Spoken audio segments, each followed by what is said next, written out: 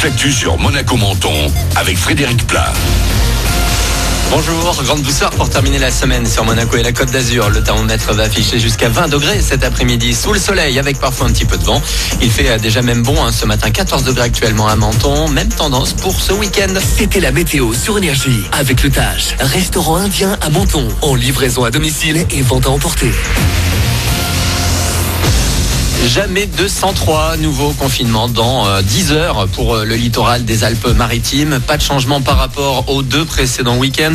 Il faudra une attestation de déplacement pour sortir entre ce soir et lundi matin. Ce week-end encore, une opération d'accélération de la campagne vaccinale sera menée dans le département grâce à une dotation supplémentaire de vaccins Pfizer. Lors de sa conférence de presse hier en fin de journée, le ministre de la Santé Olivier Véran s'est déclaré particulièrement préoccupé par la région sud Provence-Alpes-Côte d'Azur, mais également les Hauts-de-France et l'Île-de-France.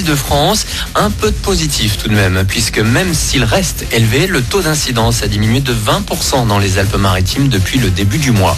À noter aussi qu'à peine quelques jours après le retour des vacances, 4 classes ont été fermées hier dans le département, confrontées à des cas de Covid. 3 de maternelle et 1 de collège à Cannes et Nice. Un point presse est prévu à 11h ce matin en préfecture pour faire un point complet entre la situation et ce nouveau week-end confiné. À Monaco, on va seulement rester sous couvre-feu et dès le début de semaine prochaine, la principauté va mettre en place les tests salivaires. Ça fait déjà quasi un mois qu'ils sont à l'essai. Mélinda et Franck ont été les premiers cobayes. C'est un soulagement pour eux et leurs narines. Salariés monégasques, ils sont régulièrement testés. Ouais, j'en ai fait beaucoup parce qu'on a des cas contacts au bureau. Donc dès qu'il y a un cas contact, on se fait tous tester dans les 5 jours. Donc voilà, on a les narines bien ouvertes. En fait, notre entreprise a mis en place des tests que l'on doit passer toutes les 2 semaines pour veiller tout simplement à la santé et à la sécurité de ses employés. Donc on a passé des tests antigéniques, donc c'est comme un PCR en fait. C'est une procédure qui est loin d'être agréable. Donc c'est bien qu'il y ait cette méthode en plus qui arrive. Et le test, je crois que ça s'appelle le TROD avec la goutte de sang, donc on alterne. Et c'est donc à partir de lundi que ces tests salivaires vont démarrer officiellement au centre de dépistage Léo Ferré de Monaco. On ne compte plus ceux qui font les frais de cette pandémie, notamment dans le sport. Cette fois, c'est le Paris-Nice qui est touché. La course cycliste qui arrive aujourd'hui dans les Alpes-Maritimes à Biot pour la 6e étape ne se terminera pas dans la capitale azuréenne ce week-end, confinée. On devrait connaître la fin du tracé dans la journée. Hier, c'est Sam Bennett qui a remporté la 5e étape dans le 84 à Bolène. Puis toujours en cyclisme, victoire de Julien Alaphilippe sur la 2e étape de Tirreno Adriatico en Italie hier. En foot, la 29e journée de Ligue 1 débute ce soir avec Reims qui reçoit Lyon. Marseille-Brest, ce sera demain avant PSG Nantes et l'affiche Monaco-Lille dimanche. L'ASM qui a annoncé hier avoir retrouvé un accord avec le Los Angeles Galaxy en vue du transfert de Samuel Grandsir. Le milieu de terrain qui n'aura joué que 18 matchs et marqué un but en rouge et blanc rejoindra le club de Major League Soccer après obtention de son visa. Puis toujours en foot, la Roma, Arsenal et l'Ajax Amsterdam ont gagné hier en 8e de finale allée de l'Europa League.